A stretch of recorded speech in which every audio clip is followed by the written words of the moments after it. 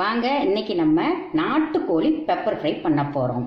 அதுக்கு தேவையான பொருள் சிக்கன் ஒரு 1/2 கிலோ எடுத்து வச்சுருக்கேன். நாட்டுக்கோழி சிக்கன் அதை நல்லா ஒரு 4-5 தடவை கழுவி வச்சுருக்கு. இஞ்சி பூண்டு தேவையான பொருள் இஞ்சி பூண்டு, மஞ்சத்தூள், ஒரு 1/2 லெமன், தயிர். இது பெப்பர் கடைசியாக போடணும், நான் போடும்போது காட்டுறேன். இப்போ இந்த எடுத்து வச்ச சிக்கனில் இஞ்சி பூண்டு போடலாம். 1 டீஸ்பூன் இஞ்சி போட்டிருக்கேன். பூண்டு ஒரு 1/4 டீஸ்பூன் போட்டிருக்கேன். போட்டுட்டு தயிர் இந்த மாதிரி தண்ணி இல்லாமல் நல்லா கெட்டியாக எடுத்து ஒரு 50 கிராம் தயிர் வர்ற மாதிரி போட்டுக்கோங்க.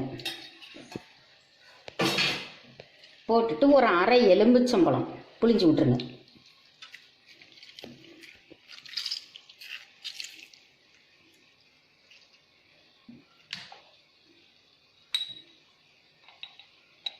மஞ்சத்தூள் ஒரு 1/4 டீஸ்பூன்.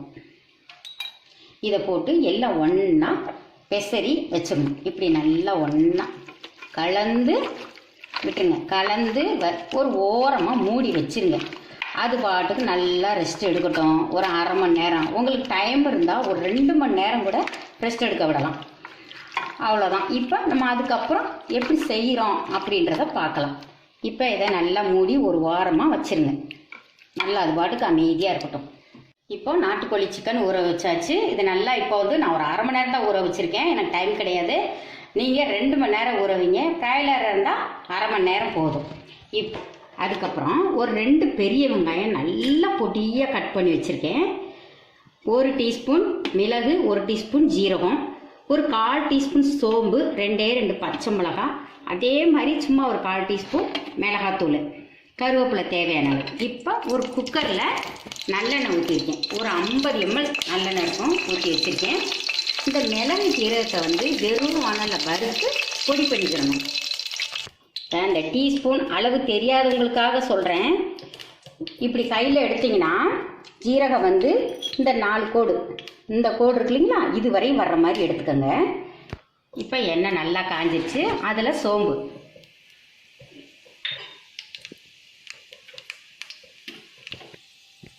இப்போ சோம்பு நல்லா பொரிஞ்சிருச்சு. இப்போ கருவேப்பிலை போட்டோம்னா வெங்காயத்தை போட்டுருங்க. அதுக்கப்புறம் ஒரு 2 பச்சை மிளகாய். காரம் உங்கள் விருப்பம்தான். இதில் மிளகு அந்த காரம் தான் வரணும், மற்ற இந்த காரங்கள்லாம் வரக்கூடாது. அதனால் பெப்பர் காரம் தான் மெயின். இது நல்லா வெங்காயம் வதங்கட்டும். இப்போ நல்லா வெங்காயம் வதங்கிருச்சு. இப்போ நம்ம ஊற வச்சு சிக்கன் எடுத்து போட்டலாம். போட்டுட்டு சும்மா ஒரு 1/4 டீஸ்பூன் மிளகாத்தூள் வச்சுக்கணும், அதையும் போட்டுட்டு நல்லா வதக்கிடும். நல்லா கலர் மாறணும். இதில் வேறு எந்த இதுவும் போடக்கூடாது. இவ்வளோதான், தக்காளி எதுவுமே கிடையாது. இப்போ இது நல்லா வதங்கட்டும். இப்போ தேவையான அளவு உப்பு போட்டுக்கலாம். கல் உப்பு போட்டுக்கோங்க. கல் உப்பு தான் நல்லா டேஸ்ட் கொடுக்கும். போட்டு நல்லா கலந்து விட்டு உப்பு காரம் எல்லாம் செக் பண்ணிக்கோங்க. இப்போ நல்லா கிளறி விட்டாச்சு. இப்போ சுடுதண்ணி நல்லா காய வச்சு ஒரு 1/2 டம்ளர் ஊற்றுங்க, போதும். ஊற்றி இப்போ உப்பு காரம் எல்லாம் செக் பண்ணிக்கோங்க. செக் பண்ணிவிட்டு உங்கள் வீட்டில் இருக்கிற பர்னர்லேயே சின்ன பர்னரில் வைங்க. வச்சு நாட்டுக்கோழி உங்கள் குக்கரில் எத்தனை விசில் விட்டால் வேகுமோ அந்த அளவுக்கு வச்சுருங்க. நான் 3 விசிலில் வச்சு இறக்கிடுவேன். எனக்கு எல்லாம் உப்பு காரம் எல்லாமே கரெக்டாக இருக்கு. இப்போ குக்கரை மூடி 3 விசில் வந்ததுக்கப்புறம் பார்க்கலாம். இப்போ விசில் அடித்து ஸ்டீமெல்லாம் போயிடுச்சு. இப்போ திறக்கலாம்.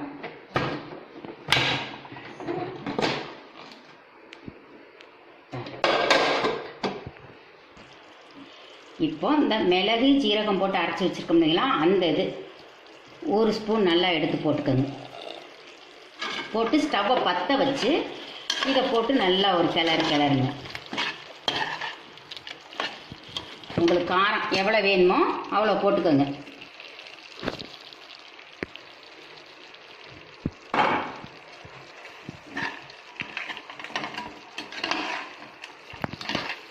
போட்டு சும்மா லைட்டாக ஒரு கொதி வந்தால் போதும். ரொம்ப நேரம் கொதிக்க விடக்கூடாது. பெப்பரை போட்டதுக்கப்புறம் கசப்பு தன்மை வந்துடும்.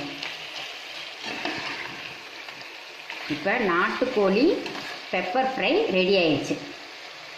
இப்போ கடைசியாக கருவேப்பிலை கொத்தமல்லி போட்டுக்கணும். கடைசியாக கொஞ்சம் கருவேப்பிலை, கொஞ்சம் கொத்தமல்லி தழை. இப்போ ரெடி ஆயிடுச்சு. இதே மாதிரி இதே அளவோட செஞ்சு பாருங்கள்.